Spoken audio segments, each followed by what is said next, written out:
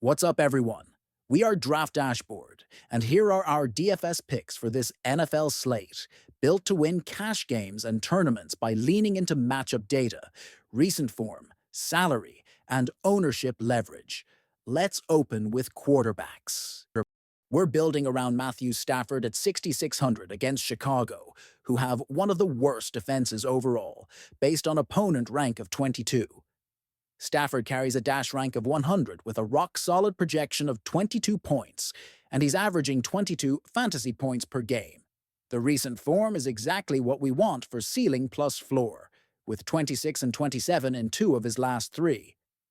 Projected ownership looks extremely low, so this is elite leverage at a value salary. The why is simple: elite efficiency, condensed stacking options, and a soft opponent. Multiple outlets have elevated him into the MVP conversation, including a piece framing the race as Stafford versus Drake May, which reflects league-wide respect for his play. There's also motivation fuel from recent headlines noting the Rams fell to the Seahawks in the conference title game, so we expect a locked-in, pass-first plan here. For a punt quarterback in large field GPPs only, Jimmy Garoppolo at 4,000 versus the same Chicago defense is a pure leverage dart. His projection is unreliable because he hasn't been starting, and he's likely to be almost unowned. This is strictly a contingency play if unexpected news hits. Otherwise, we stick with Stafford.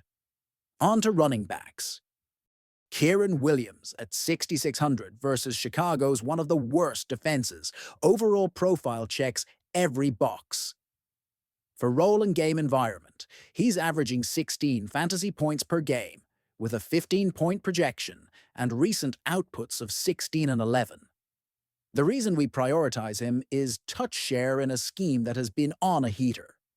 Multiple reports noted the Rams are running the ball better than any team over the last 20 years, which stabilizes Kieran's volume and goal line equity. With ownership looking very light, he's an ideal pairing with our Stafford stacks, or as a one-off in cash. For value, Ronnie Rivers at 4,000 is our salary saver.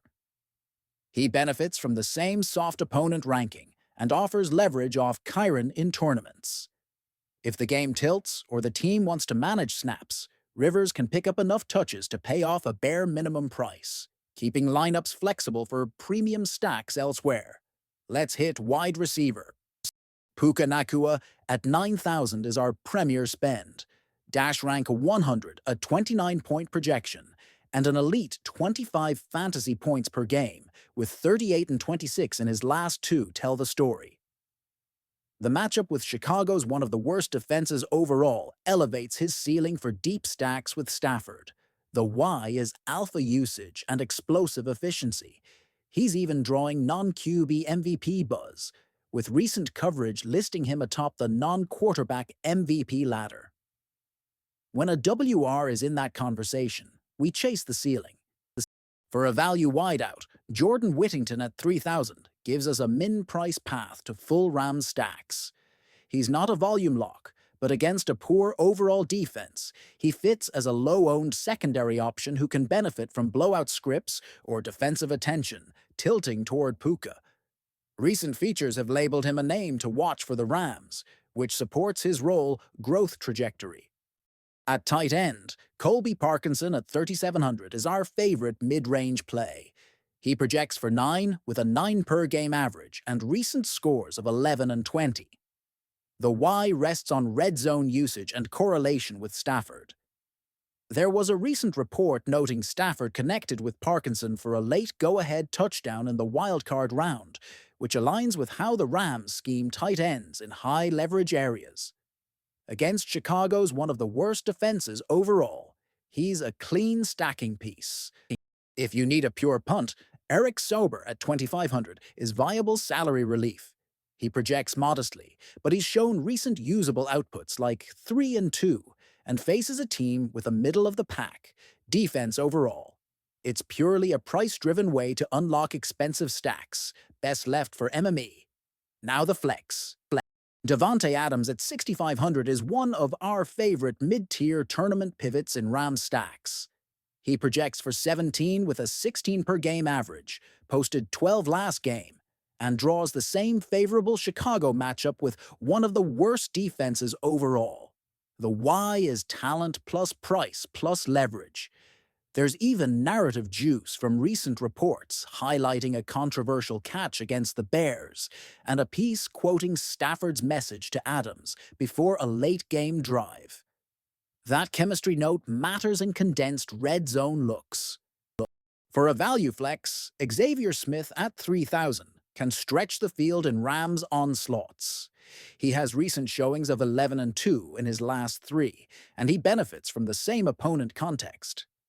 At near zero ownership, he's a smart last piece in for large field stacks that need a unique path to first. Defense. The Patriots' defense at 3,600 versus Seattle brings a steady floor with recent scores of 12, 7, and 5, and they face a middle-of-the-pack defense overall on the other side. The why is consistency, plus a price that slots well with our Rams stacks. If you're punting D, the 49ers' defense at 2,200 is strictly salary relief with a 5-point projection. It's not about matchup perfection, it's about opening salary for Stafford plus double Ram stacks with Puka and either Kyron or Adams. Quick stacking roadmap to close. Core stack is Stafford with Puka and one of Kyron, Parkinson, or Adams.